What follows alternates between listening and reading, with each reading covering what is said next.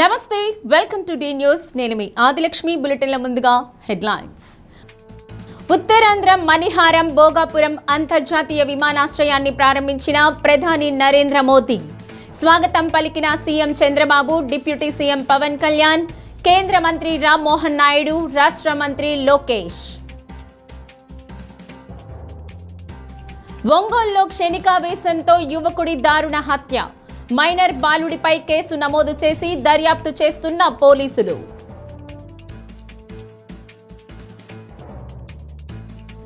సమస్యల పరిష్కారానికి మీ మధ్యకు జిల్లా యంత్రాంగం తరలివచ్చిందన్న కలెక్టర్ రాజాబాబు. మారెళ్లలో కలెక్టర్ పల్లె నిద్ర. వైజాగ్ అల్లూరి సీతారామరాజు అంతర్జాతీయ విమానాశ్రయం ప్రారంభోత్సవం ప్రధానమంత్రి నరేంద్ర మోదీ చేతుల మీదుగా ఘనంగా జరిగింది. आर्टिफिशियल इंटेलिजेंस आधारित जो इसकी मोदी भोगपुर एयरपोर्ट पहुंचे हैं और आधुनिकता की मिसाल पेश कर रहा है टूरिज्म के लिहाज से आर्थिक. ప్రధాని వెంట governor justice Nazeer, CM Chandrababu, deputy CM Pawan Kalyan, Nara Lokesh, కేంద్ర మంత్రి రామ్మోహన్ నాయుడు, గోవా గవర్నర్ అశోక్ గజపతిరాజు, కేంద్ర సహాయ మంత్రులు Muralidhar, Bhupathiraju Srinivasa Varma, Pemmasani Chandrasekhar, MP Kalisetti Appalanaidu, GMR group chairman G Mallikarjunarao, GMR group business chairman GBS Raju తదితరులు పాల్గొన్నారు. ఈ సందర్భంగా టెర్మినల్ భవనం ఆధునిక సదుపాయాలను ప్రధాని పరిశీలించారు. టెర్మినల్ సందర్శనలో భాగంగా చెక్ ఇన్ హాల్, విమానాశ్రయ రూపకల్పన, సాంకేతిక ప్రత్యేకతలను ప్రధాని మోదీకి జిఎంఆర్ సంస్థ ప్రతినిధులు వివరించారు. దింసా నృత్యాలతో కళాకారులు ప్రధాని మోదీకి స్వాగతం పలికారు.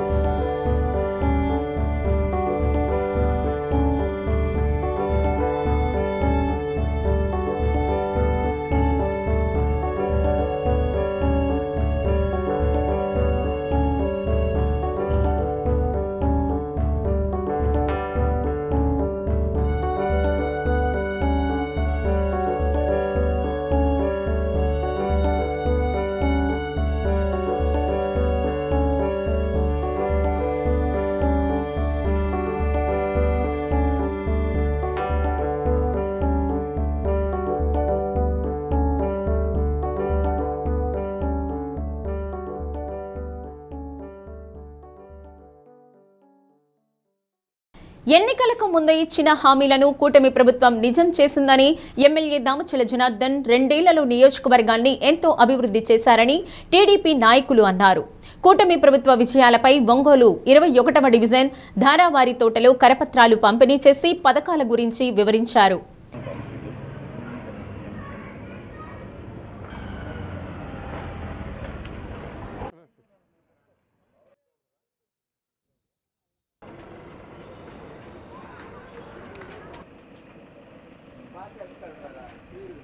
రెండు 2014-19 మధ్యలో ఒంగోలులో జరిగిన అభివృద్ధి సంక్షేమం మరల 2024 తర్వాత ఇప్పుడు అభివృద్ధి జరుగుతోందని తెలిపారు. ప్రజల్లో పూర్తిగా అన్ని పథకాలు అందుకుంటూ ఎంతో సంతోషంగా ఉన్నారన్నారు. మహిళలు, పిల్లలు బయటకు రావాలంటే గత ప్రభుత్వంలో భయపడేవారని, నేడు అలాంటి పరిస్థితికి భిన్నంగా స్వేచ్ఛగా ఉన్నారన్నారు. నగర పార్టీ అధ్యక్షుడు మదన్, నియోజకవర్గ కోఆర్డినేటర్ కోటిపాటి కాశీరావు, డివిజన్ అధ్యక్షులు బాబురావు, బూత్ కన్వీనర్ నరసింహారావు, హనుమంతరావు, మురళి, చంద్రశేఖర్, నాయక్, మహిళా ప్రతినిధులు పాల్గొన్నారు. డెవలప్ చేస్తా ఉన్నాము. పెన్షన్స్ కూడా 3-15,000 డబ్బులు ఇస్తున్నారనమాట. అన్నా క్యాంటీన్ తెలుసుగా, పోయిన 5 ఏళ్ళు ఆపేశారు అన్నా క్యాంటీన్ని. పేదవారికి 5 రూపాయలకే భోజనం అంటే పేదవారికి భోజనం, ఉదయాన్నే టిఫిన్, మళ్ళీ సాయంత్రం భోజనం. ఎలా ఉంది ఇప్పుడు ఈ ప్రభుత్వం? ప్రశాంతంగా ఉన్నగా. రోడ్లు, కొత్త రోడ్లు వేస్తున్నాడు. ఒకే 6,000 పెన్షన్ వీళ్ళని అప్గ్రేడ్ చేసి నీట్గా ఈమె బదురులు వినికిడి లోపం ఉంది. ఈమెకి ఈరోజు 6,000 పెన్షన్ వస్తుంది. రండి మీరు కూడా ఉండండి అందరూ. ఇప్పుడు మనము 6 హామీలు ఇచ్చామండి. 6 హామీలు ఏమేమి ఇచ్చాము? పెన్షను 3000ది 4000 ఓపెన్ చేసాము. ఆటో డ్రైవర్లకు 15,000 వేస్తామని చేసాము. ఇవన్నీ 6 మనం చెబితే మనం ఇప్పుడు మొత్తం ఎక్కడెక్కడ పార్కులన్నీ క్లీనిష్ చేశాడు, డివైడర్లు మొత్తం శుభ్రం చేశాడు. ఎట్టుంది ఒంగోలు ఇప్పుడు? కూటమి ప్రభుత్వం వచ్చిన ఈ 2 సంవత్సరాల్లోనే ఇచ్చిన 6 హామీలు కాకుండా 12 రకాల సంక్షేమ పథకాలని అవలంబించడం జరుగుతూ ఉంది. ఎక్కడ చూసినా కూడా ఎవరిని ఇంటి దగ్గరికి వెళ్ళి పలకరించినా కూడా వాళ్ళ మొహంలో చిరునవ్వు చిందిస్తూ ఉన్నారు, ఆప్యాయంగా ఆహ్వానిస్తున్నారు. చాలా బాగుందండి ఈ ప్రభుత్వం, ఈ 2 ఏళ్లలోనే ఇంత డెవలప్ చేశారు, అంతేకాక సంక్షేమ పథకాలు బ్రహ్మాండంగా ఉన్నాయి, మేము ప్రశాంతంగా రోడ్ల మీద తిరగలుగుతున్నాము, పోయిన 5 ఏళ్ళు అరాచక పాలనకి చాలా ఇబ్బంది పడ్డాము, ఈరోజు రోడ్డు మీద మేము ప్రశాంతంగా తిరగలుగుతున్నాము అని ప్రతి ఒక్కరూ ఆనందంగా తెలియజేయటం మాకు చాలా సంతోషంగా ఉంది. ఈ 2 ఏళ్ళు ఏ విధంగా అభివృద్ధి చేశామో రాబోయే 3 సంవత్సరాలు కూడా చాలా ఎక్కువ అభివృద్ధి కార్యక్రమాలు చేసి జనాల హృదయాలని కొల్లగొడతామని మీ ద్వారా తెలియజేస్తూ, అదేవిధంగా ఒంగోలులో దామచర్ల జనార్దన్ గారు ఒకే రోజు 5,000 మొక్కలు నాటడం, 16వ డివిజన్లో అండర్ పాస్ తీసుకురావటం, రోజు మంచినీళ్ళు ఇవ్వడానికి water pipe line work start చేయబోతున్నారు అమృత్ 2 పథకం కింద. అంతేకాకుండా ఎక్కడెక్కడ రోడ్లు కానీ కాలువలు కానీ మరమ్మతులు శరవేగంగా జరుగుతున్నాయి. డివైడర్లన్నీ కూడా పచ్చదనంతో ఉన్నాయి.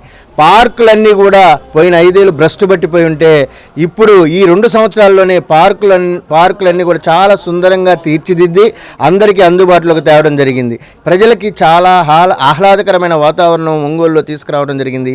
ప్రతి ఒక్కరు కూడా దామచర్ల జనార్దన్ గారు మళ్ళీ గెలవాలి, చాలా బాగా డెవలప్ చేస్తున్నారు, ఈ 3 ఏళ్ళు కూడా బాగా డెవలప్ చేసేయాలి, ఒంగోలుని మంచి సిటీగా తయారు చేయాలని చెప్పి అందరూ కోరుకుంటా ఉన్నారు.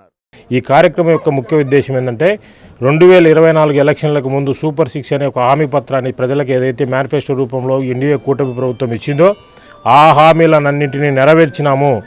రాబోయే 3 సంవత్సరాలలో మేము ఏం చేయబోతామనేది కూడా ఒక విశ్లేషణాత్మకంగా ప్రజలకు తెలియజేస్తూ, ముఖ్యంగా ఒంగోలు నగరంలో గడిచిపోయినటువంటి 19-24 మధ్యలో వ్యవస్థలన్నీ అరాచకాలకు బానిసలైపోయి వాళ్ళ గుత్తాధిపత్యంగా కొనసాగుతున్నటువంటి టైంలో ప్రజలు స్వేచ్ఛగా తిరగలేని పరిస్థితుల నుంచి ఈరోజు ఒంగోలులో పార్కులు కానీ, రోడ్లు కానీ, పచ్చదనం కానీ, ఈ మిగతా డ్రైన్స్ కానీ, కల్వర్టర్లు కానీ ఎక్కడైనా అభివృద్ధి అనేది ఎప్పుడు కనపడుతుంది అంటే 2014 నుంచి 18 మధ్యలో, మళ్ళీ ఇప్పుడు 2024 నుంచి 2 సంవత్సరాల్లో ఒంగోలును పట్టి పీడిస్తున్నటువంటి తాగునీటి సమస్య కోసం గౌరవ శాసనసభ్యులు అమృత్ 1 అనే కింద గతంలో 2014-18 మధ్యలో స్టార్ట్ చేసింటే పైప్ లైన్ లేని పరిస్థితుల్లో 5 సంవత్సరాలు నిర్లిప్తంగా పక్కన పడేస్తే మళ్ళీ గౌరవ ముఖ్యమంత్రి గారి దగ్గరికి వెళ్ళి ఒత్తిడి తీసుకొచ్చి అమృత్ 2 కింద 426 కోట్లు శాంక్షన్ చేపించి అతి త్వరలో పనులు ప్రారంభించేందుకు గౌరవ శాసనసభ్యులు గారు ముందుకు వచ్చినారు.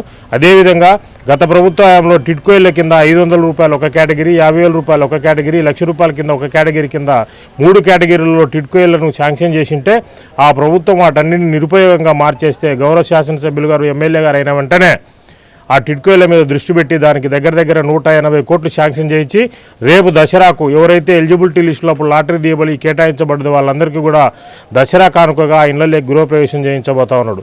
దయచేసి ఒంగోలు నియోజక ప్రజలందరినీ నేను చేతులు నమస్కరించి వేడుకునేది అంటే మంచి చేసే వాళ్ళని, అభివృద్ధి చేసే వాళ్ళని, ఆపదలో ఉంటే ఆదుకునే వాళ్ళని వెంట నడవండి, వారిని మళ్ళీ గెలిపేయండి. ఒంగోలు క్షణికావేశంలో ఓ మైనర్ చర్య నిండు ప్రాణాన్ని బలిగొంది. బాలుడిని దూషించడం, సర్ది చెప్పబోయిన సోదరుడిపై కోప్పడ్డంతో సదరు బాలుడు కత్తితో విచక్షణారహితంగా దాడి చేశాడని మృతుని బంధువులు తెలిపారు.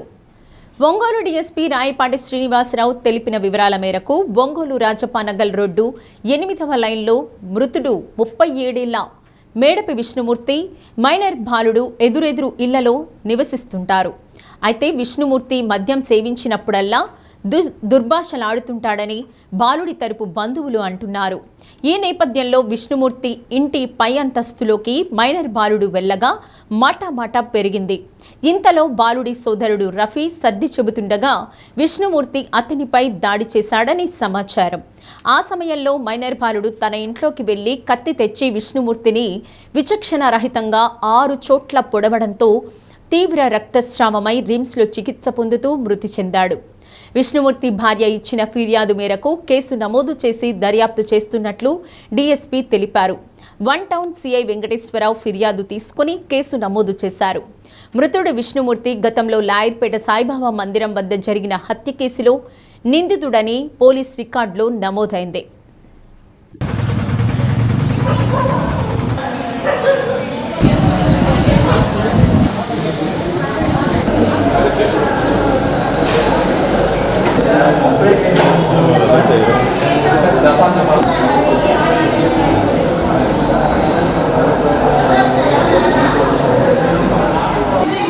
తర్వాత ఏదైనా చూసుకుందాం.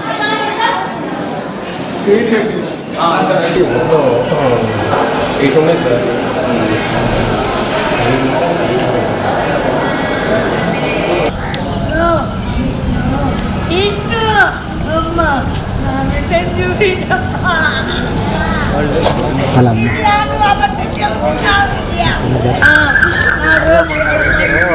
నేను లేను, నేను 11 లైన్లో ఉన్నానయ్యా. నాకు ఇది ఏంటయ్యా, నా కొడుకు చూపిందయ్యా.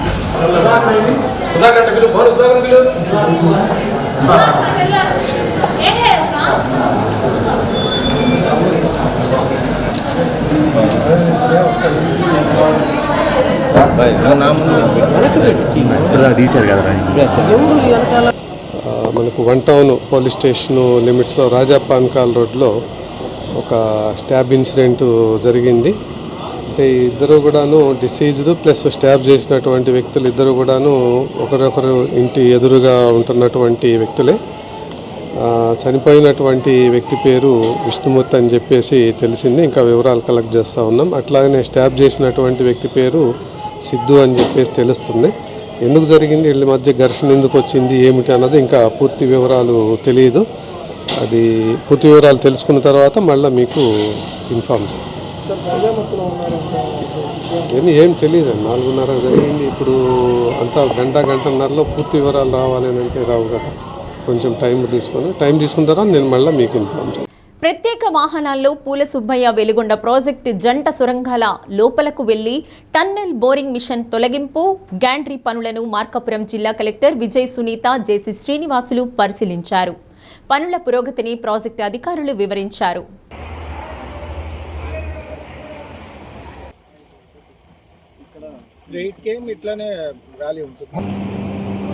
సాహసోపేతంగా టీబీఎం మిషన్ పైకి ఎక్కి లోపలికి వెళ్లి స్వయంగా వెల్డింగ్, కటింగ్ పనులు శ్రీశైలం సమీపంలోని కొల్లంవాగు వద్ద జరుగుతున్న పనులను పరిశీలించారు. టన్నెల్ బోరింగ్ మిషన్ డిస్పాండిలింగ్ పనులకు సంబంధించి 10 మీటర్ల వర్క్ పెండింగ్లో ఉందన్నారు. వేగంగా పనులను పూర్తి చేసేందుకు అధికారులు చర్యలు తీసుకుంటున్నారు. లైనింగ్ పనులు కూడా 2000 నుండి ప్రస్తుతం 460 మీటర్లకు రావడం జరిగిందన్నారు. దీనిని కూడా వచ్చే 15 రోజుల్లో పూర్తి చేసేందుకు ఇంజనీరింగ్ అధికారులు రాత్రింబవళ్లు పనిచేస్తున్నారు. ఆగస్టు 31 నాటికి ప్రాజెక్టు పనులన్నీ పూర్తి చేసేందుకు కృషి చేస్తున్నామన్నారు. సీఎం చంద్రబాబు ఆదేశాల మేరకు సెప్టెంబర్ 1న వెలుగొండ ప్రాజెక్టును జాతికి అంకితం చేసి నీటిని విడుదల చేసేందుకు అన్ని రకాలుగా అందరూ తీవ్రంగా పనిచేస్తున్నారని తెలిపారు.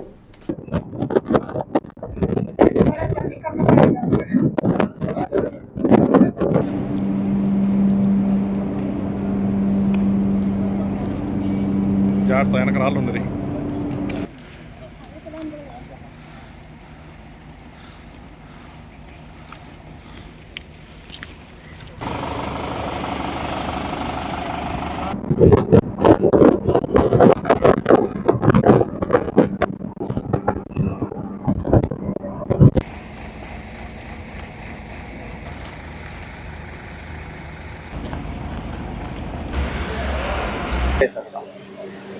చూస్తారా మేడం? ఆపాల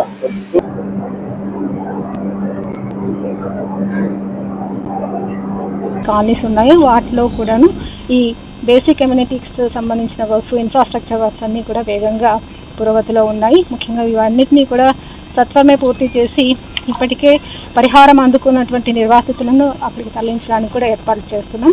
గౌరవ ముఖ్యమంత్రి గారి ఆదేశాల మేరకు మరి సెప్టెంబర్ 1 కల్లా ప్రాజెక్టుకు సంబంధించినటువంటి అన్ని రకాలైనటువంటి పనులను పూర్తి చేసి మరి సెప్టెంబర్ 1కి వాటర్ రిలీజ్ చేయడానికి ప్లాన్. సమస్య అంటే కేవలం ఒక అర్జీ కాదు, ఒక కుటుంబానికి లేదా ఒక గ్రామానికి సంబంధించిన భావోద్వేగం.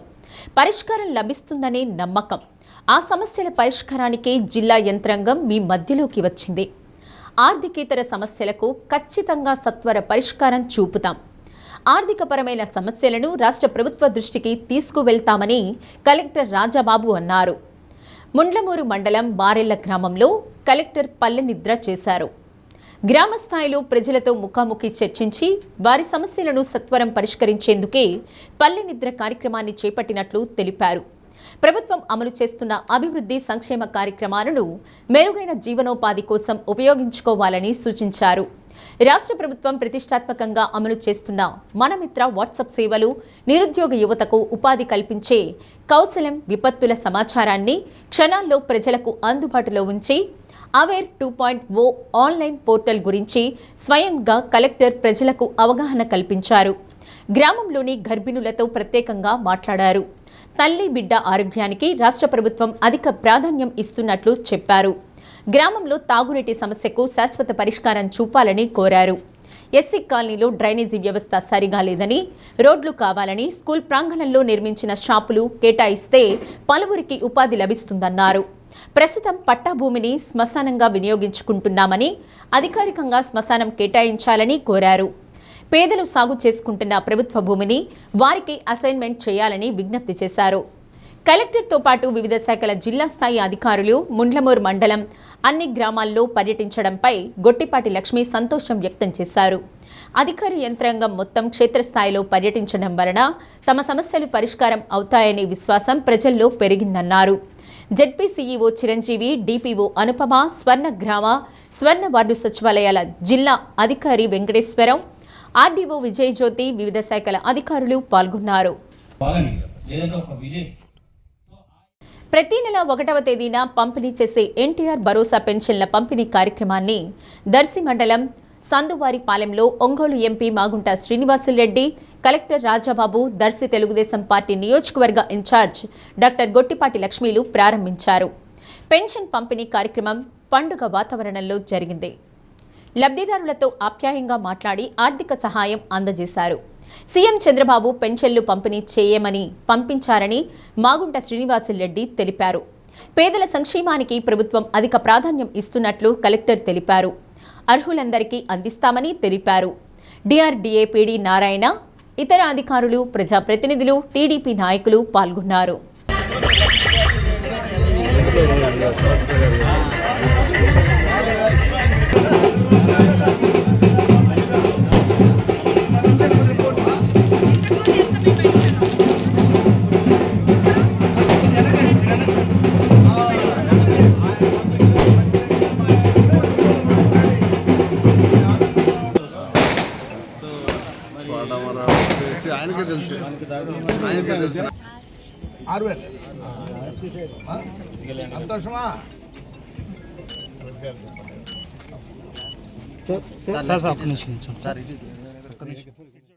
సుప్రీంకోర్టు ఆదేశాల మేరకు రాష్ట్ర ప్రభుత్వం మెగా డిఎస్సిలో హారిజాంటల్ రిజర్వేషన్ అమలు చేసింది. మెగా డిఎస్సిలో మొట్టమొదటిసారిగా హారిజాంటల్ కింద మహిళా reservation, ex service men, sports quota కింద రాష్ట్ర ప్రభుత్వం పోస్టులను భర్తీ చేసింది. 5 ఏళ్లు అధికారంలో ఉన్న వైసీపీకి హారిజాంటల్ రిజర్వేషన్ గురించి తెలిసినప్పటికీ మెగా డిఎస్సిని రాజకీయంగా వాడుకునేందుకు ప్రయత్నిస్తూ నవ్వుల పాలవుతోంది. దాదాపు ఏడాది కిందట మెగా డిఎస్సి ద్వారా 16,000కు పైగా ఉపాధ్యాయ పోస్టులను రాష్ట్ర ప్రభుత్వం భర్తీ చేసింది. ఆ ఉపాధ్యాయులు పాఠాలు చెబుతూ విద్యార్థులను తీర్చిదిద్దుతున్నారు. ఇలాంటి సమయంలో నీట్ పేపర్ లీకేజీకి బాధ్యత వహిస్తూ కేంద్ర విద్యాశాఖ మంత్రి ధర్మేంద్ర ప్రధాన్ రాజీనామా చేశారు. మెగా డిఎస్సిలో అక్రమాలు జరిగాయని విద్యాశాఖ మంత్రి నారా లోకేష్ రాజీనామా చేయాలంటూ వైసీపీ కొత్త పల్లవి అందుకుంది. హవ్వ నవ్విపోదురుగాక మాకేంటి అన్న రీతిలో ఏడాది తర్వాత మెగా డిఎస్సిలో అక్రమాలు జరిగాయంటూ రోడ్డెక్కింది. వైసీపీ రాద్ధాంతంపై మెగా డిఎస్సి ద్వారా నియమితులైన ఉపాధ్యాయులతో పాటు తెలుగునాడు ఉపాధ్యాయ సంఘం కూడా తీవ్రంగా ఆక్షేపిస్తోంది. కొసమెరుపు ఏంటంటే జగన్మోహన్ రెడ్డి ముఖ్యమంత్రిగా ఉన్న సమయంలో హారిజంటల్ రిజర్వేషన్ అమలు చేసేందుకు జీవో విడుదల చేశారు. ఆ జీవో అమలుకు నోచుకోకముందే జగన్ ప్రభుత్వం గద్దె దిగింది. ఇప్పుడు రాజకీయ లబ్ధి కోసం మెగా డిఎస్సిని వాడుకునేందుకు వైసీపీ ప్రయత్నిస్తూ అప్రతిష్ట పాలవుతోంది. నేను జెడ్పీహెచ్ఎస్ కొనకొనమెట్లలో చేస్తున్నాను. ఎస్ఏపిఈ ఫిజికల్ ఎడ్యుకేషన్ సంబంధించిన టీచర్ని. అయితే సార్ నాకు తెలిసినంతవరకు ఏంటంటే నాకు ఏ ఫ్రాడ్ కూడా జరగలేదు డిఎస్సిలో. మేము బాగా కష్టపడ్డాం. దాదాపు 5 or 6 years మేబీ మేము కూర్చొని చదవడం జరిగింది. కోచింగ్ ఇన్స్టిట్యూట్స్కి వెళ్ళి చాలా మనీ కానీ పెట్టాము. మేము అలా చదువుకున్నాము. మేమిద్దరమి అక్క చెల్లెళ్ళమి, మేమిద్దరం కూడా ఎస్ఏపీనే. ఇద్దరికి జాబ్ వచ్చింది. ₹1 కూడా మేము ఎవరికి ఇవ్వలేదు. అంతేకాకుండా నాతో ఉన్న ఫ్రెండ్స్ అందరూ కూడా దాదాపు చాలామందికి జాబ్స్ వచ్చాయి. ఎందుకంటే ఈ డిఎస్సిలో మాకు 70 పోస్టులు వేసారు. దాంతో నా ఫ్రెండ్సే చాలామంది దాదాపు 50 members ఎబో నాకు తెలిసిన వాళ్ళే జాబ్స్లో ఉన్నారు. మేము చాలా హ్యాపీగా ఫీల్ అవుతున్నాము. ఈ డిఎస్సి గురించి అయితే నాకు ఎటువంటి ఫ్రాడ్ అయితే లేదు. ఇవన్నీ కూడా అనుమానాలు వ్యక్తం చేస్తున్నారు అంతేను. ఫేర్గానే జరిగింది డిఎస్సి. నాకు తెలిసిన వరకు మాత్రం బాగానే జరిగింది సార్. ₹1 కూడా మేమైతే ఎవరికి ఇవ్వలేదు. నిబంధనలకు విరుద్ధంగా చేశారనే ప్రచారాలు అంటే త్వరగా జరిగిపోవడం వల్ల డిఎస్సి రిమార్క్స్ లేకుండా చేయడం అనేది చాలా టఫ్ అయిన సబ్జెక్టే. దానికి అన్నీ వస్తాయి. 5 ఏళ్ళు కాదు సార్, మాది 15లో మేము క్వాలిఫై ఉన్నాము. 15 నుంచి స్టిల్ అప్పటి నుంచి 18లో డిఎస్సి పడింది. అప్పుడు ఫిజికల్ టెస్ట్ పెట్టడం వలన కొంచెం పాయింట్స్ తోటి పోయింది. మళ్ళీ ఇప్పుడు ఇంతకాలానికి మేబీ 6 or 7 years తర్వాత మళ్ళీ డిఎస్సిది. 2018 మిస్ అవ్వడంతో చాలా బర్డన్ ఫేస్ చేసాము. తర్వాత ఇది డిఎస్సి వస్తుందని చాలా 5 years పైనే వస్తుంది, రేపు వస్తుంది, రేలుండి వస్తుంది, ఇలా చూసుకుంటూ వచ్చాము. ఫైనల్లీ త్వరగా అయిపోయింది. మా ఇంట్లోని ఈ 2 పోస్టులు చాలా హ్యాపీగా ఉన్నారు. నేను జెడ్పీహెచ్ఎస్ మర్రిపాలెం స్కూల్లో స్కూల్ అసిస్టెంట్ ఆఫ్ ఫిజికల్ ఎడ్యుకేషన్లో వర్క్ చేస్తున్నాను. 2018లో ఆల్రెడీ డిఎస్సి రాశాను సార్. నేను కొంత మినిమల్ మార్క్స్తో పోయింది నాకు. కానీ అప్పటి నుంచి కంటిన్యూషన్గా ఆన్లైన్ కోచింగ్ తీసుకుంటూ అప్పటి ఉన్న రిఫరెన్స్ బుక్స్గా పెట్టుకొని 5 years నుంచి ఇప్పుడు వస్తుంది డిఎస్సి అని వెయిట్ చేస్తూ ఉన్నాం సార్. అప్పుడు కూడా కొన్ని తక్కువ పోస్టులు ఉండబట్టి మేము పోగొట్టుకున్నాం. ఈసారి మెగా డిఎస్సి వచ్చింది అన్న ఆనందంలో ఇంకా ఎక్కువగా చదివాము. పోస్టులు అలాగే ఇచ్చారు, మేము తెచ్చుకున్నాం. కానీ ఈ విధంగా రూమర్స్ రావడం చాలా బాధగా ఉంది సార్. అది రాని వాళ్ళని తప్పనడం లేదు సార్, వాళ్ళు కొంతలో పోగొట్టుకున్నారు. కానీ మా కష్టాన్ని కూడా వాళ్ళు అలాగా తప్పుగా మాట్లాడుతుంటే బాధగా అనిపిస్తుంది సార్. కానీ లోకేష్ గారికి అయితే మేము రుణపడి ఉంటాం, అంతవరకు అయితే చెప్పగలం సార్. రూమర్స్ అంటే ఇది వాళ్ళంతటా వాళ్ళు వచ్చింది కాదు సార్. నాకు తెలిసి ఏమో సార్, వెనక ఏం జరిగాయి తెలీదు. కానీ ట్రాన్స్పరెంట్గా జరిగాయి సార్ ఎగ్జామ్స్ అయితే. మాకు పీఈటీకి మేము 2 రాసాం సార్, ఎస్ఏపీఈ పీఈటీ. 2లో 82 ఎలా సార్? ఎందుకంటే చదివాం కాబట్టే అంత కూర్చొని హార్డ్ వర్క్ చేసుకున్నాము. 6 years కష్టము, లోకేష్ గారు అన్ని పోస్టులు ఇవ్వడం, 2 కలిసి వచ్చాయి మాకు. సార్ మేనేజ్ అంటే ఎంతవరకు అని మేనేజ్ చేస్తారు సార్? అవన్నీ రూమర్స్ సార్. అవి చేస్తే ఇప్పుడు మాలాంటి వాళ్ళు ఇప్పుడు నైట్ మాకు ఏం తెలియదు సార్, తిండి నిద్ర అదేం తెలియదు. చదవాలి, ఏదో ఒక పోస్టు ఇంట్లో వాళ్ళకి మేము సోర్స్ ఇవ్వాలన్న ఉద్దేశంతోనే చదివాం. వాళ్ళు ఒక్కసారిగా ఆ మాట అంటే తీసుకోవడానికి అది మాత్రం కరెక్ట్ కాదు సార్. అది వాళ్ళ విజ్ఞతకి తెలియాలంతే. 18 సార్, 18లో పోయింది. టెట్ రాసాము, అప్పుడు మాకు టెట్ కూడా పెట్టారు. టెట్ రాసాము, డిఎస్సి అదే ఎగ్జామ్ అటెంప్ట్ చేసాము, నాగార్జున యూనివర్సిటీ వెళ్ళి ఫిజికల్ టెస్ట్లు అన్నీ పెట్టాము. కానీ అది కూడా కొంత అప్లికేషన్ అప్పుడు జరిగి కోర్టులో కేసెస్ మాకు తెలియలేదు సార్ ఎప్పుడు పోస్ట్లో. ఆ తర్వాత 19లో కూర్చోవడం ఇంకా తర్వాత ఇంకా పెరిగిపోయింది సార్. అంటే ఎక్కువ మంది వచ్చేసారు బయటికి, కాంపిటీషన్ పెరిగింది. ఆన్లైన్ మాకు ఇంకా 18లో చదివిన దానికి 25 దానికి చాలా వేరియేషను. సబ్జెక్ట్ ప్యాటర్న్ పరంగా చదివిన విధానం కానీ అంటే ఇప్పుడు సెవెరల్ మెంబర్స్ వచ్చేసారు సార్. కాంపిటీషన్ ఎక్కువైపోయింది, బాగా చదువుతున్నారు. వాళ్ళకి తగ్గట్టుగా మనం మౌల్డ్ అయిపోవాలి కదా, అందుకని ఇంకా ఎక్కువ కష్టపడి చదివి రాసి ఆనందంగా ఉన్నాం సార్. సార్ ఖచ్చితంగా జరిగింది సార్. ఎందుకు సార్ ఈ పాయింట్ ప్రకారం మొత్తం ట్రాన్స్పరెంట్గా పెట్టేశారు కదా సార్, చూసుకోవచ్చు కదా అందరూ. మరి ఇవి ఎందుకు వస్తున్నాయో తెలియడం లేదు. మెగా డిఎస్సి గురించి కొన్ని విపక్షాలు స్పోర్ట్స్ కోటాలో ఏదో గందరగోళం జరిగిందని చెప్పేసి అభ్యర్థులు ఉద్యోగాలు చేరిన తర్వాత సంవత్సరం తర్వాత కేవలము ఒక రాజకీయ లబ్ధి కోసం ఈ ప్రయత్నం చేస్తున్నారు. ఎందుకంటే విద్య మీద ఆపేక్షతోటి చంద్రబాబు నాయుడు గారు దాదాపు ఈ రోజున రాష్ట్రంలో ఉన్న 2 లక్షల మంది ఉపాధ్యాయుల్లో 1,75,000 మంది ఆయన నియామకం చేపట్టిన వారే. వారు 2018 డిఎస్సి తర్వాత ఇప్పటి వరకు ఒక డిఎస్సి కూడా లేదు. ఎన్నికల మేనిఫెస్టోలో డిఎస్సి వేస్తామని చెప్పారు. చెప్పిన మీదట మొదటి సంతకం మెగా డిఎస్సి మీద పెట్టారు. పెట్టిన తోడే అందరికీ కూడా దాదాపు అనేక కేసులు వేసినా కూడా విపక్షాలు వాటన్నింటినీ కూడా ఆ కేసులన్నింటినీ కూడా తీసేసి వాళ్ళు చెప్పిన టయానికి డిఎస్సి అభ్యర్థులకి వాళ్ళ యొక్క నియామక పత్రాలు విజయవాడలో అందించి వారికి సంతోషం కలిగించారు. ఈ క్రమంలో వారి యొక్క మానసిక స్థైర్యాన్ని దెబ్బతీసే విధంగా ఈ విధంగా ఆరోపణలు రావటం అనేది మేము ఖండిస్తున్నాం తెలుగునాడు ఉపాధ్యాయ సంఘం పక్షాన.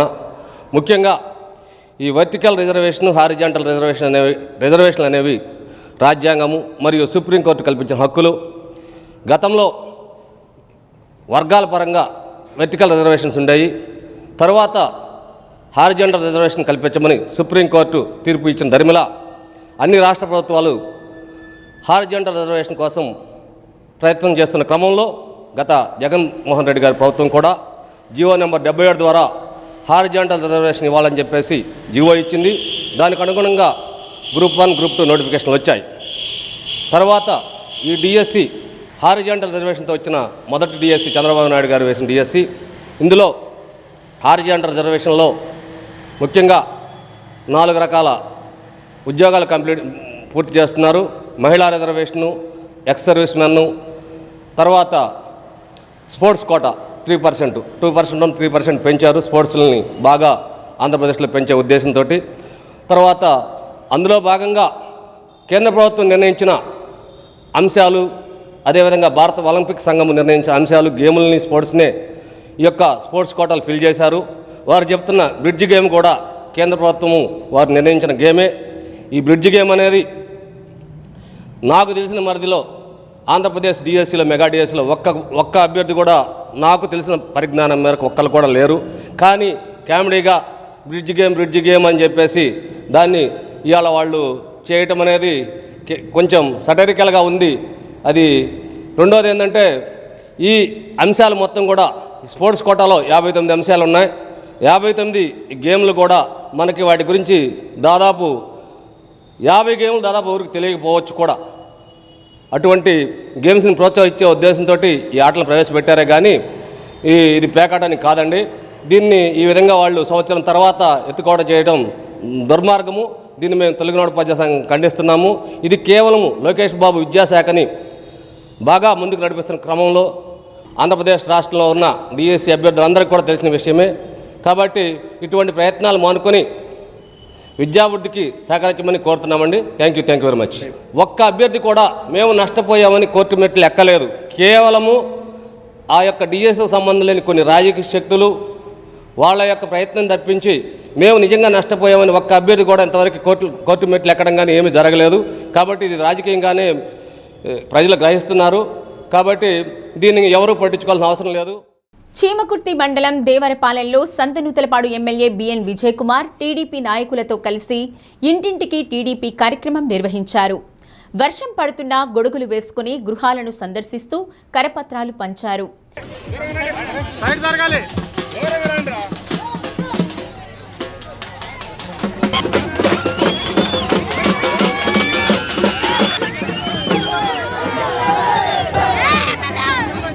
రెండేళ్లుగా కూటమి ప్రభుత్వం అమలు చేస్తున్న అభివృద్ధి సంక్షేమ కార్యక్రమాల గురించి ప్రజలకు వివరించారు.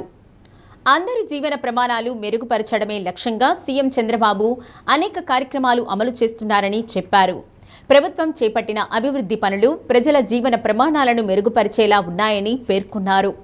నాయకులు మన్నం ప్రసాదరావు, గొల్లపూడి సుబ్బారావు, గొట్టిపాటి రాఘవరావు, లోకేష్, ఏడుకొండలు, నాగిరెడ్డి, నాగేశ్వరరావు, నారాయణ, గ్రామ పార్టీ నాయకులు తదితరులు పాల్గొన్నారు.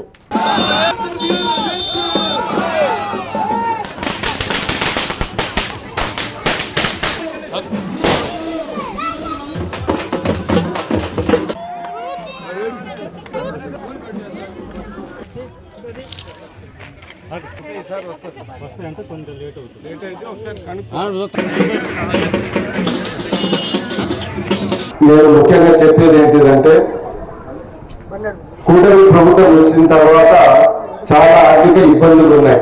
అయినా కానీ చాలా అభివృద్ధి సంక్షేమ కార్యక్రమాలు ప్రభుత్వం చేస్తున్న విషయం మనందరం గమనించాలి. సరే, ఈ ఊరికి వస్తే వాళ్ళకి 15,000 పడిన విషయం మనందరికీ తెలుసు. దాని తర్వాత రైతులకి 20,000 రూపాయలు, దాని తర్వాత స్త్రీలకి ఫ్రీ బస్సు, 3 సిలిండర్లు ఫ్రీగా ఆ డబ్బులు ఇస్తాము. దాని తర్వాత 200 యూనిట్లు ఫ్రీ కరెంటు, అనేక ఇలా సంక్షేమ కార్యక్రమాలు చేశాము. దాని తర్వాత రోడ్ల విషయానికి వస్తే మీ అందరికీ తెలుసు, ఎలక్షన్ ముందర అన్ని గతుకులు, ఇంత గుంతలు ఇవన్నీ దగ్గర దాపా అన్ని సరి చేసి రోడ్లు వేసాము. మన కాన్స్టిట్యున్సీలో వస్తే దగ్గర దాపు సీసీ రోడ్లు, సైడ్ డ్రైన్లు అయిపోయినాయి, జరుగుతున్నాయి. దగ్గర ఉంటే 4 మండలాలు 100 కోట్లు చేశాం. డిఎంఎఫ్ ఫండ్ దగ్గర 60 కోట్లు తెచ్చుకొని చాలా పనులు చేస్తా ఉన్నాం. దాని తర్వాత ఆర్ఎండి రోడ్లో ఒక 20 కోట్ల వరకు ఇలాంటి ఎన్నో చేశాం. మీరు కూడా కాపాడుతూ ఉంటాయి, తిరుగుతూ ఉంటాయి. మీ అందరికీ తెలుసు, మన చేమకుర్తి దగ్గర ఇంత గుంతలు ఉంటే అది కూడా 2 కోట్లతో అది సరి చేశాం. ఇంత గుంతలు ఉన్నాయి. కేంద్ర ఎన్నికల సంఘం ఆదేశాల మేరకు ప్రకాశం భవన్లో డిఆర్ఓ పి వెంకటరమణ ముసాయిదా ఓటర్ల జాబితాను విడుదల చేశారు. తన ఛాంబర్లో రాజకీయ పార్టీల ప్రతినిధులతో సమావేశం నిర్వహించారు. ఎస్ఈసి ఆదేశాల మేరకు జూన్ 15 నుండి జూలై 24వ తేదీ వరకు సర్ ప్రక్రియ జరిగిందన్నారు. ఇంటింటా జరిగిన ప్రత్యేక సమగ్ర సవరణలో వృత్తులు, రెండేసి ఓటర్లతో పాటు శాశ్వతంగా వలస వెళ్లిన వారి పేర్లను ఓటర్ల జాబితా నుండి తొలగించామని తెలిపారు. ప్రకాశం జిల్లాలో 6 నియోజకవర్గాల పరిధిలో మొత్తం 1725 పోలింగ్ కేంద్రాలు ఉన్నాయన్నారు. సర్ ప్రక్రియ పూర్తయ్యాక మొత్తం 12,71,977 మంది ఓటర్లు ఉన్నారని వివరించారు. పోలింగ్ కేంద్రాల వారీగా సదరు ఓటర్ల జాబితాలను డిఆర్ఓ రాజకీయ పార్టీల ప్రతినిధులకు అందజేశారు. అన్ని కేంద్రాల్లోనూ జాబితాల ప్రచురణకు అధికార యంత్రాంగం సిద్ధం చేస్తోందన్నారు. ఎన్నికల పర్యవేక్షకులు శ్రీనివాసరావు, వివిధ రాజకీయ పార్టీల ప్రతినిధులు, కలెక్టరేట్ సిబ్బంది పాల్గొన్నారు. ఈ ఏడాది జూన్ 1వ తేదీ నాటికి 18 సంవత్సరాలు నిండిన వారు ఆగస్టు 30 లోపు దరఖాస్తు చేసుకోవచ్చన్నారు. సదరు తేదీలోపు ముసాయిదా జాబితాలోని ఓటర్లపై అభ్యంతరాలు స్వీకరించనున్నారు. వాటిపై క్షేత్రస్థాయిలో విచారణ అనంతరం అక్టోబర్ 3న ఓటర్ల తుది జాబితా ప్రచురించనున్నారు. ఏదైనా సమాచారం కోసం టోల్ ఫ్రీ నెంబర్ 1950ను సంప్రదించాలని సూచించారు. మరి ప్రత్యేక సమగ్ర సవరణ 2026 షెడ్యూల్ మనందరికీ తెలుసు. ఆ షెడ్యూల్ ప్రకారంగా ఈరోజు 31/7/2026 ఈ రోజున మనము ముసాయిదా జాబితా ఓటర్ లిస్ట్ని మనం ప్రచురణ చేయించుకున్నాం. ఆ ప్రచురణ చేసే సందర్భంగా మన ప్రకాశం జిల్లాలో ఉన్న 6 నియోజకవర్గాల్లో సుమారు 12,71,977 మంది ఓటర్లు నమోదై ఉన్నారు. దీంట్లో 6,28,643 మంది పురుషులు, 6,43,233 మంది స్త్రీలు, 101 మంది ట్రాన్స్జెండర్స్ కింద మనము ఆ యొక్క ముసాయిదా ఓటర్ల జాబితాలో గుర్తించడం జరిగింది. మనకి గతంలో ఈ పోలింగ్ స్టేషన్లు కూడా ప్రతిపాదనలు పంపించున్నాము. అక్కడి నుంచి ఆమోదం కూడా జరిగింది. ఆ ఆమోదం జరిగిన విధంగా మనకి 1725 పోలింగ్ స్టేషన్స్ మనకి 6 నియోజకవర్గాల్లో ప్రకాశం జిల్లాలో ఏర్పాటు చేసుకున్నాం. ఇప్పుడు ఇదేదైతే ముసాయిదా జాబితా ఉందో దానికి సంబంధించి మీ అందరికీ కూడా పెన్ డ్రైవ్లో వాటికి సంబంధించిన జాబితా మీకు ఇవ్వడం జరుగుతుంది. అదేవిధంగా మనకి ఇప్పుడు షెడ్యూల్ ప్రకారంగా ఏంటంటే ఈ ముసాయిదా జాబితాలో ఎవరికైనా కానీ ఓటర్గా నమోదు కాకపోతే, ఎవరైనా తొలగించి ఉన్నా కూడా అర్హుడైన ప్రతి ఓటరు కూడా మనము అప్లికేషన్ పెట్టుకోవడానికి అవకాశం ఉంది. ఫామ్ 6లో పెట్టుకోవాలి. ఈ ఫామ్ 6 అనే దరఖాస్తులో పరిసరాలు అపరిశుభ్రంగా ఉండడంతో ఒంగోలులో 3 టీ స్టాల్స్, ఒక భోజనశాలపై నగరపాలక సంస్థ కమిషనర్ వెంకటకృష్ణయ్య జరిమానా వేశారు. Venkateswara tea stall, Kalesha tea stall, club tea స్టాల్తో పాటు శ్రావణి మీల్స్ నిర్వాహకులకు 1800 రూపాయలు జరిమానా విధించారు. పరిసరాలు పరిశుభ్రంగా ఉంచుకోవాలని, ఈసారి కూడా అపరిశుభ్రంగా ఉంటే చర్యలు తీసుకోవడం జరుగుతుందని కమిషనర్ హెచ్చరించారు.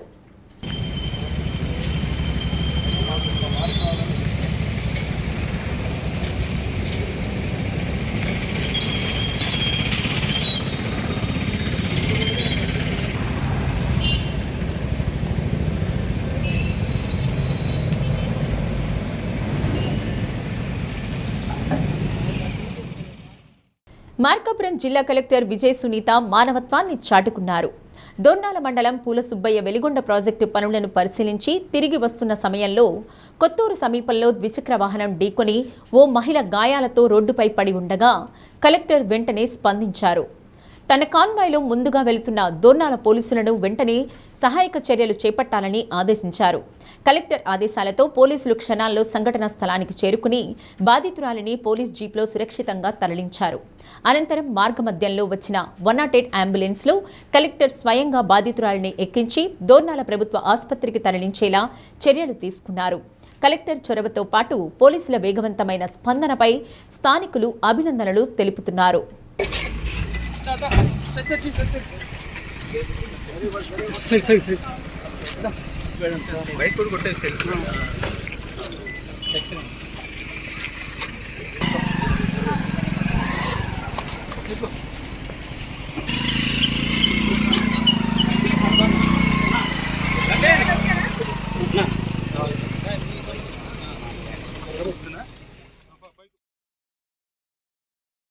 రాష్ట్రంలో కాపులు అణచివేతకు గురవుతున్నారని కాపునాడు జాతీయ అధ్యక్షులు గాల సుబ్రహ్మణ్యం ఆరోపించారు. విజయవాడలో ఈ నెల 16వ తేదీన పార్టీలకు అతీతంగా కాపుల సమస్యలను పరిష్కరించాలని డిమాండ్ చేస్తూ నిర్వహించే సభను విజయవంతం చేయాలని కోరారు. ఒంగోలు ఏ గ్రాండ్ ఫంక్షన్ హాల్లో మీడియా సమావేశం నిర్వహించారు. కుల సంఘాలకు గౌరవం లేకుండా రాష్ట్రంలో కూటమి ప్రభుత్వం వైసీపీ పార్టీలు వ్యవహరిస్తున్నాయని సుబ్రహ్మణ్యం అన్నారు. దామాషా ప్రకారం కాపులకు ఇవ్వవలసిన పదవులు ఇవ్వకుండా ప్రభుత్వం వ్యవహరిస్తోందని విమర్శించారు. ఎన్నికల సమయంలో ప్రధాన పార్టీలు ఇచ్చిన కాపులకు బీసీ రిజర్వేషన్లు అనే అంశాన్ని పరిశీలించాలని డిమాండ్ చేశారు. జిల్లా అధ్యక్షులు పోగుల మల్లికార్జున్, జాతీయ గౌరవాధ్యక్షులు చందు జనార్దన్, రాష్ట్ర కార్యదర్శి ఈమని మదన్ మోహన్, జోన్ 4 మహిళా అధ్యక్షురాలు కొల్లా భువనేశ్వరి, దాసరి పిచ్చయ్య, బండారు సురేష్, సుధాకర్, నిర్మలా జ్యోతి, లక్ష్మీ ప్రసన్న తదితరులు పాల్గొన్నారు. కుల సంఘాలకి గౌరవం లేకుండా ఈ కూటమి ప్రభుత్వం కానీ వైఎస్ఆర్సీపీ కానీ ఏ పార్టీ అయినా సరే కాపుల పట్ల ఒక నిరాదరణకి గురి చేస్తున్నారు. వీటిని పరిష్కరించుకోవడానికి కోసం ఒక కార్యాచరణ పథకాన్ని రూపొందించుకోవడానికి రాష్ట్రంలో ఉన్న అన్ని కాపు సంఘాల ముఖ్య ప్రతినిధులతో ఒక సమావేశాన్ని ఏర్పాటు చేసాం. ఇది ఒక ఆహ్వానితులకు మాత్రమే, ఇది అందరికీ కాదు. కాపు సంఘాలు ఇన్వాల్వ్ అయ్యి ఆర్గనైజేషన్ పరంగా ఆర్గనైజ్ చేసే వాళ్ళని ఐడెంటిఫై చేసి వాళ్ళందరితో చర్చించి కాపుల సమస్యల పరిష్కారానికి, కాపులు సామాజిక పరంగా రాజకీయంగా ముందుకు వెళ్ళేదానికి 2029 ఒక టార్గెట్గా పెట్టుకొని ముందుకు పోతున్నాం. దాని నిమిత్తం మేము ఆగస్టు 16 నిర్వహించబోయే ఈ సమావేశానికి ప్రకాశం జిల్లా ఒంగోలు పార్లమెంటు నియోజకవర్గ స్థాయిలో ముఖ్యులను ఆహ్వానించడానికి సభ్యులకు తెలియజేసి ఆ మీటింగ్ సారాంశాన్ని మీకు తెలియజేసి మీరందరూ హాజరు కావాలని కోరుకోవడం కోసం ఈ పత్రికా విలేకరుల సమావేశం ఏర్పాటు చేస్తాం. అనంతరం ఈడబ్ల్యూఎస్ 5 రిజర్వేషన్ ఇస్తూ 5% రిజర్వేషన్ ఇస్తూ పెద్దలు చంద్రబాబు నాయుడు గారు ముఖ్యమంత్రి ఉన్న సందర్భంలో ప్రత్యేక ఉత్తర్వులు జారీ చేశారు. అవి కూడా అమలుకు నోచుకోలేదు. అదేవిధంగా కాపు కార్పొరేషన్కి ప్రతి సంవత్సరం 3,000 కోట్ల రూపాయలు ఇస్తానని కూటమి ఎన్నికల సందర్భంగా కాపు బలిజ వర్గాలకు హామీ ఇచ్చింది. దాన్ని హామీని అమలుపరచాలని ప్రతి సంవత్సరం మీరు ఏదైతే 3,000 కోట్ల రూపాయలు ఇస్తానని హామీ ఇచ్చారో కాపు కార్పొరేషన్కి తప్పనిసరిగా వెంటనే 6,000 కోట్ల రూపాయలు విడుదల చేయాలి. అదేవిధంగా విదేశీ విద్య పేరు మీద గతంలో మా కుటుంబ సభ్యులు విదేశాలకు వెళ్ళటం జరిగింది. వాళ్ళకి సంబంధించిన బకాయిలు చెల్లించలేదు. బకాయిలు పూర్తి చేయాలని చెప్పి కూడా డిమాండ్ చేస్తూ ఉన్నాం.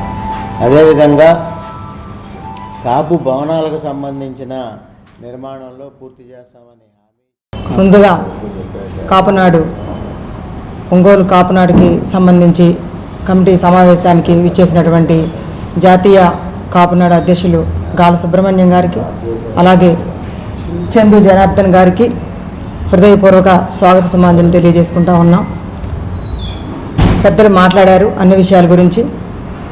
ఈ సమావేశం ఆగస్టు 16న ఐవి ప్యాలెస్లో విజయవాడలో జరగబోయేటువంటి కాపునాడు సమావేశం ప్రాముఖ్యత ఏంటి అనేది కాపు సోదరులందరూ తెలుసుకోవాల్సిన అవసరం ఉంది. మన సమస్యల గురించి ఎవరో వచ్చి వాణిజ్య గ్యాస్ ధర తగ్గింది. 19 కేజీల వాణిజ్య సిలిండర్పై 200 రూపాయలు తగ్గిస్తున్నట్లు చమురు సంస్థలు ప్రకటించాయి.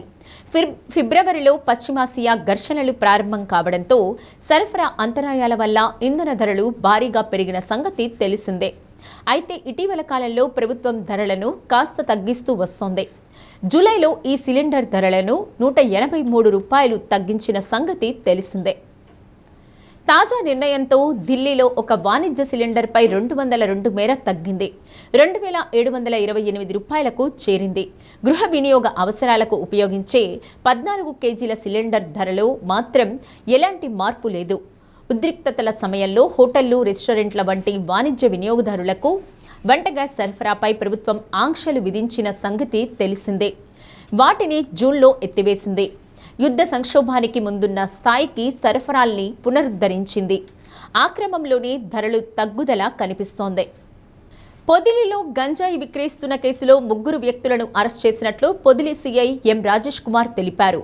సర్కిల్ కార్యాలయంలో ఎస్ఐ ఎస్ రాజేష్తో కలిసి మీడియాకు వివరాలు వెల్లడించారు.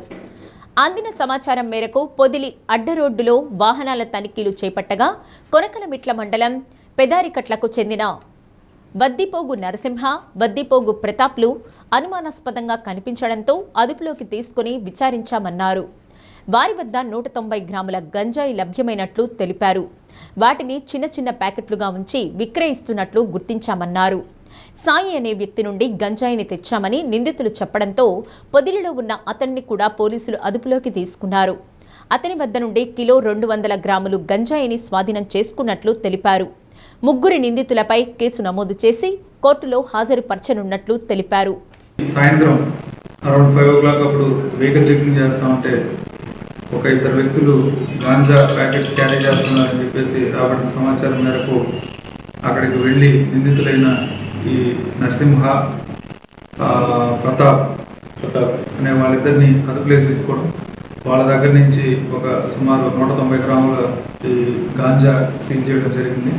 ఆ తర్వాత వాళ్ళు ఎవరి దగ్గర నుంచి ప్రొక్యూర్ చేసుకున్నారని చెప్పేసి ఆ దిశగా వెళ్తే సాయి అనే అతని వద్ద కూడా గాంజా సీజ్ చేయడం జరిగింది. సో గాంజా అనేది ఈ గాంజా అమ్మడం ఎంత నేరమో in the same way consume చేయడం కూడా నేరమే.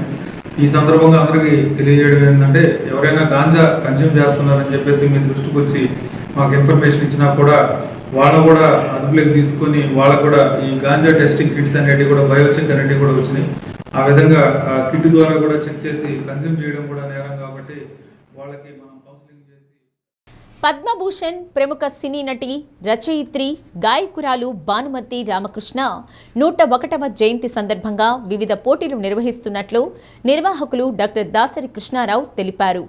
ఈ నెల 9వ తేదీన ఏకేవీకే కళాశాలలో భానుమతి పాడిన పాటలు, నృత్యాలు, డైలాగ్లతో మహిళలకు పోటీలు నిర్వహిస్తున్నామన్నారు. అంజయ్య సూర్యబలిజ భవనంలో నిర్వహించిన మీడియా సమావేశంలో పోటీల వివరాలు తెలిపారు.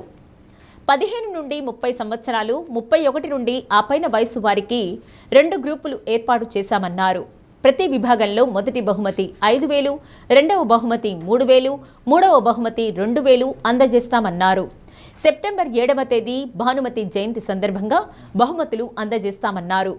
పోటీల్లో పాల్గొనదలిచిన వారు 9154693118 నెంబర్కు ఈ నెల 5వ తేదీలోపు పేర్లు నమోదు చేసుకోవాలన్నారు. బ్రహ్మశ్రీ పొన్నూరు వెంకట శ్రీనివాసులు, జిల్లా రంగభూమి కళాకారుల సంఘం అధ్యక్షులు బేతంశెట్టి హరిబాబు, దేనివకొండ సుబ్బయ్య, గడియారం సుబ్బయ్య శర్మ, తీగల సత్యవతి, డాక్టర్ చెల్ల నాగేశ్వరమ్మ, తాళూరి శ్రీదేవి, త్రోవగుంట చందు, ఫణి తదితరులు పాల్గొన్నారు. పద్మశ్రీ పద్మభూషణ్ భానుమతి గారు మన ఒంగోలు దగ్గర ఉన్నటువంటి దొడ్డవరం గ్రామంలో జన్మించి 13వ సంవత్సరం నుంచి ఒంగోలు వచ్చి ఒక 3 ఏళ్ల పాటు ఇక్కడ నృత్యము, గానము, సంగీతం అన్నీ నేర్చుకొని 16వ సంవత్సరం నుండి ఒంగోలు వెళ్ళిపోయారు. చెన్నై వెళ్ళిపోయారు. చెన్నై వెళ్ళిన తర్వాత మళ్ళీ ఒంగోలులో ఆమె యొక్క ప్రత్యేకత ఎవరికి కూడా తెలియకుండా పోయింది. అలాంటి మహోన్నతమైన వ్యక్తిని మనం గుర్తు చేసుకోవడానికి పోయిన సంవత్సరం 100వ జయంతి ఒంగోలు చేశాము. అయితే చాలా తక్కువ స్థాయిలో. ఈ సంవత్సరం 101 సంవత్సరం ఘనంగా చేయాలనే ఉద్దేశంతో భానుమతి గారి కుమారుడు భరణి గారితో కూడా కాంటాక్ట్లో ఉన్నాం. వారు కూడా మమ్మల్ని ప్రోత్సహించి ఈ కార్యక్రమాన్ని నిర్వహించాలని కోరుతున్నారు. సో యాక్చువల్గా ఆమె బర్త్డే సెప్టెంబర్ 7వ తేదీ అందువల్ల సెప్టెంబర్ 7వ తేదీ ఆ జన్మదిన కార్యక్రమం జరుపుతాం. దాని సందర్భంగా అనేక పోటీ కార్యక్రమాలు పెడుతున్నాం. భానుమతి గారు పాడినటువంటి పాటలు, భానుమతి గారు చేసిన నృత్యాలు, భానుమతి గారు చెప్పినటువంటి డైలాగులు ఇవన్నీ కూడా సినిమాల్లో ఉన్నటువంటి వాటి మీద పోటీలు పెడుతున్నాం. 2 ఏజ్ గ్రూపులు, 30 ఏళ్ల లోపల ఒక ఏజ్ గ్రూపు, 31 తర్వాత పైన ఉండేటువంటి వాళ్ళు కూడా ఏజ్ గ్రూప్. అయితే ఈ పోటీలన్నీ కూడా స్త్రీలకు మాత్రమే. మన జిల్లాకు చెందినటువంటి గాయనిగా, స్టూడియో అధినేతగా, నటిగా, అనేక రకాలుగా దర్శకురాలిగా విభిన్న రకాల పాత్రలను సినీ ఇండస్ట్రీలో పోషించి తనకంటూ ఒక ప్రత్యేకమైనటువంటి బాండ్ని క్రియేట్ చేసినటువంటి ఒక గొప్ప నటి పద్మభూషణ్ భానుమతి రామకృష్ణ గారు. ఆమె మన ప్రకాశం జిల్లా వాసి కావటం మన అందరి అదృష్టం. ఆవిడ 101వ జన్మదినాన్ని పురస్కరించుకొని వారి కుటుంబ సభ్యులతో కలిసి ఒంగోలులో ఉన్నటువంటి కొంతమంది ఆమె అభిమానులందరూ కలిసి రేపు 9వ తారీఖు ఉదయం 10 గంటల నుండి ఆంధ్రకేసరి కాలేజీ అంజయ్ రోడ్లో ఆవిడ పాడినటువంటి పాటలు, ఆవిడ చేసినటువంటి పాటలకి నృత్యాలు, ఆవిడ చేసిన నృత్యాలు యాజ్ ఇట్ ఈజ్గా అలానే చేయాలి. తరువాత సినిమాల్లో ఆమె చెప్పినటువంటి డైలాగులు 3 నిమిషాలకు మించకుండా డైలాగులు చెప్పాలి. ఈ పోటీలను కేవలం స్త్రీలకు మాత్రమే ఈ కార్యక్రమం ఆ రోజు ఏర్పాటు చేయడం జరిగింది. ఆసక్తి కలిగినటువంటి మహిళలు రేపు 5వ తారీఖు నాడు సంబంధిత కార్యవర్గ సభ్యులను కలిసి అంజయ్ రోడ్లో ఉన్న సూర్యబలి ఆరామ క్షేత్రంలో దానికి సంబంధించిన ఆఫీసు ఉంది, అక్కడ సంప్రదించండి లేదా ఫోన్లో సంప్రదించి వారి పేర్లు నమోదు చేసుకొని 9వ తారీఖు ఉదయం 10 గంటలకల్లా అంజయ్ రోడ్లో ఉన్న ఆంధ్రకేసరి కాలేజీకి వచ్చి ఈ పోటీల్లో పాల్గొనాలని వారి అందరి తరఫున మరీ విజ్ఞప్తి చేస్తున్నాం. రేపు రాబోయే 150 సంవత్సరాల మున్సిపాలిటీ వార్షికోత్సవాలు జరుగుతాయని చెప్పేసి తెలియజేస్తున్నారు. సంక్రాంతి వెంకటకృష్ణ గారు దానికి ఏదో కోఆర్డినేటర్గా ఉంటున్నారని చెప్పేసి వారికి కూడా మేమందరం కూడా ఒక రిప్రజెంటేషన్ తయారు చేసుకొని వారికి కూడా ఇస్తాము. కాబట్టి ఈ అవకాశాన్ని పురస్కరించుకొని మన జిల్లాలో ఉండేటువంటి స్త్రీలు 30 సంవత్సరాల లోపు ఉన్నవాళ్ళు, 31 సంవత్సరం తర్వాత ఉన్నవాళ్ళు 2 గ్రూపులుగా వచ్చి ఈ అంజయ్ రోడ్లో ఉన్నటువంటి సూర్యబలిజ ఆరామ క్షేత్రంలో దీని కేర్ ఆఫ్ అడ్రస్, దానికి ఇప్పుడు మరి శ్రీనివాస గారు మీకు ఫోన్ నెంబర్ తెలియజేశారు. మీరు రాలేకపోయినట్టయితే ఫోన్ నెంబర్ ద్వారా కాంటాక్ట్ చేయండి. వచ్చే పని అయితే నేరుగా వచ్చి ఆఫీసులో ఉదయం సాయంత్రం పూట ఇక్కడ దానికి సంబంధించిన మనుషులు ఉంటారు, వారికి మీ పేర్లు ఇచ్చి నమోదు చేసుకొని రేపు 9వ తారీఖు ఏకేవికే కాలేజీలో ఆ పోటీ కార్యక్రమాలు ఉంటాయి. బులెటిన్ ముగించే ముందు ముఖ్యాంశాలు మరోసారి. ఉత్తరాంధ్ర మణిహారం భోగాపురం అంతర్జాతీయ విమానాశ్రయాన్ని ప్రారంభించిన ప్రధాని నరేంద్ర మోదీ. స్వాగతం పలికిన CM Chandrababu, deputy CM Pawan Kalyan, కేంద్ర మంత్రి రామ్మోహన్ నాయుడు, రాష్ట్ర మంత్రి లోకేష్. ఒంగోలులో క్షణికావేశంతో యువకుడి దారుణ హత్య. మైనర్ బాలుడిపై కేసు నమోదు చేసి దర్యాప్తు చేస్తున్న పోలీసులు.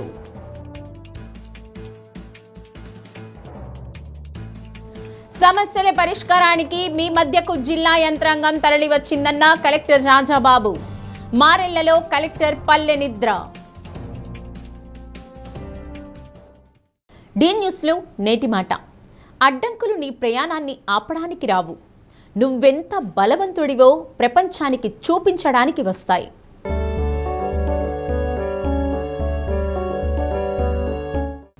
డి న్యూస్ ఇంతటితో సమాప్తం. నమస్కారం.